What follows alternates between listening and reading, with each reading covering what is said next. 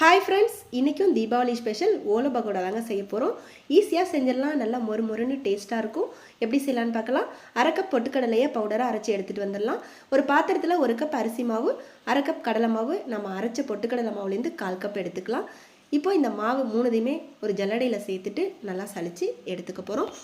சளிச்சு எடுத்த மாவு கூட தேவையான அளவு உப்பு, அரை டீஸ்பூன் உப்பு, 1/4 டீஸ்பூன் பெருங்காயத்தூள், அரை டீஸ்பூன் தனி மிளகாய்த்தூள் சேர்த்து ஒரு தடவை நல்லா கலந்து விட்டுடலாம்.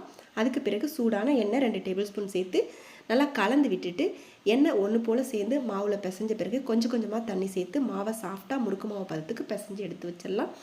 நம்ம ரிப்பன் பகோடா செய்கிற அச்சு எடுத்துட்டு உரலில் எண்ணெய் தடவிட்டு மாவை அதில் போட்டு நம்ம எண்ணெயில் நேரடியாகவே பிழிஞ்சு விட்டுக்கலாம். அப்படி இல்லைன்னா ஒரு தட்டு கரண்டியில் பிழிஞ்சு சேர்த்துக்கலாம்.